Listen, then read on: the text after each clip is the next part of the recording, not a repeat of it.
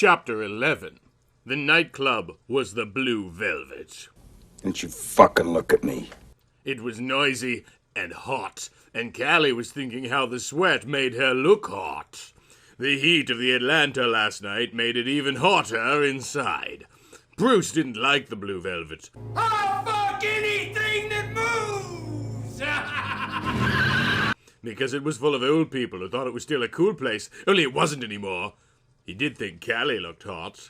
"Hey, do you want to dance?" he said.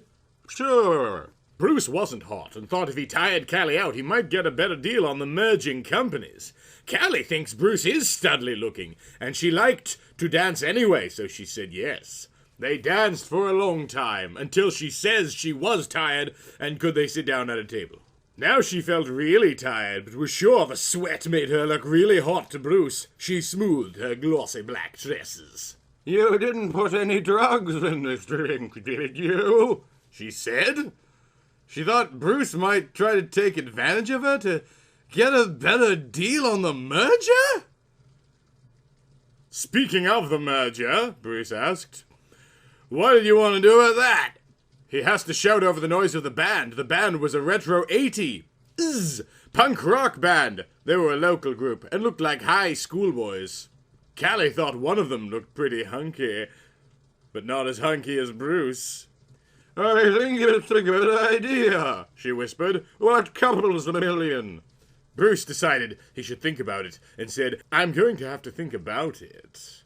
"Did you want more?" "Well, sure, of course I want more. Why would I want less?" He really thought he could get a lot more. He wasn't thinking just about that one kind of merger, either. "It's pretty warm in here. Maybe later we could go somewhere quieter and talk about the details." "Like what kind of details?" "Like who will run the merged company, for one thing." "I sort of thought I would, and you'd be my second in command." "I think we'll have to talk about that, but I think we should dance some more right now." They danced for a long time. While they were dancing, Bruce asked Callie about her husband. "Did you wear him out dancing like this?" "You mean like dance so much until he had a heart attack or something?" "Yeah. No." Bruce laughed. "I almost died once." "I heard about that. I did a lot of research on you before I agreed our companies would merge." "It was a car crash." "You seem pretty well recovered." "I have some pretty nasty scars, though. I was 16 and I ran the car into a pole." "I'll have to see them sometime."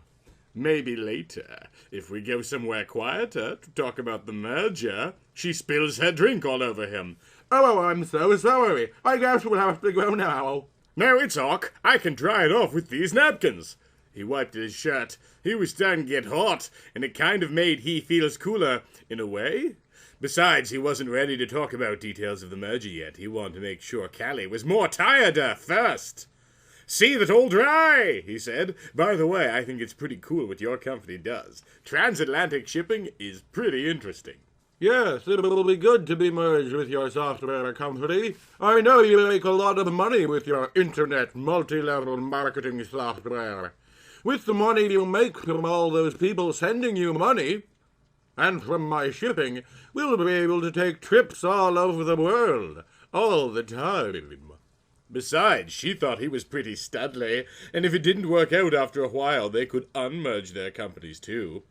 "You're older than a lot of the women I talk to," he said, and he meant it. "My husband said the opposite thing when he was alive. He said I was younger than the people his age. But I learned a lot from him about running business. Nobody thought I could run it after he died, but I showed them."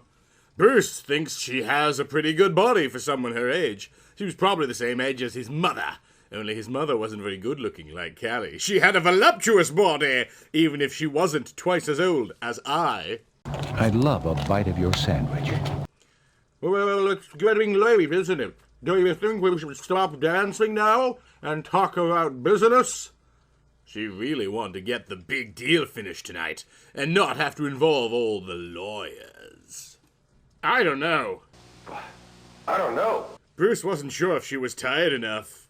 Since she was older, she was probably wiser. Even though he was well-to-do himself from his software company, she was twice his age and had probably learned a lot more about business than he did, so he had to be careful of any tricks she might pull. Are you pretty tired? We could go back to my place.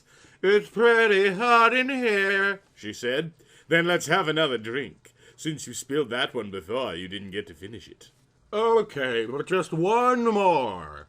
Could we get another drink? Bruce asked the bartender. She was pretty hot too, and more Bruce's type since she was younger. Bruce liked her red hair.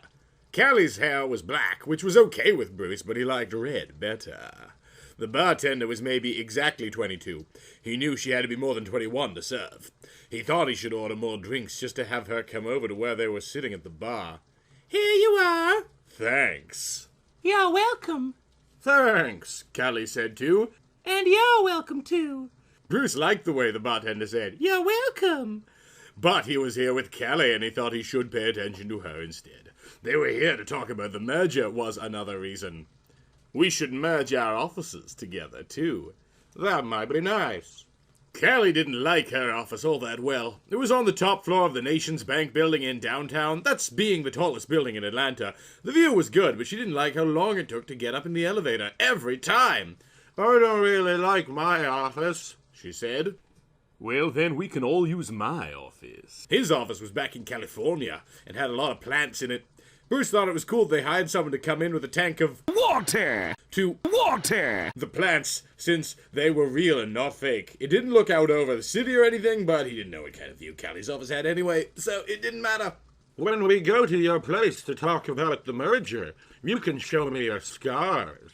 I bet you have impressive scars. From the car crash. Yes, they are impressive. He sipped his beer. I could show you here, but I'd have to take off my shirt.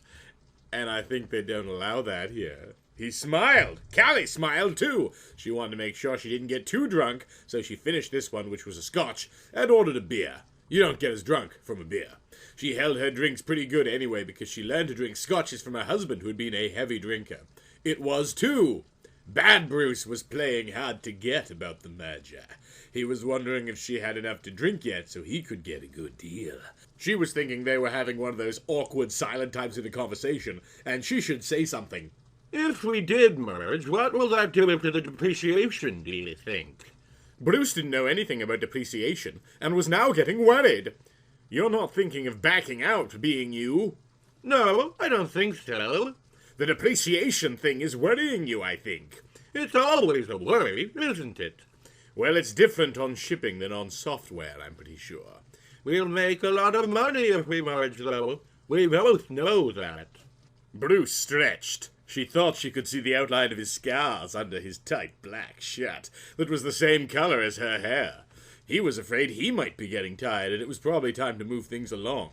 Merging their companies was going to be a good idea no matter what the objections, and he told her, "I think merging will be a good idea no matter what, don't you?"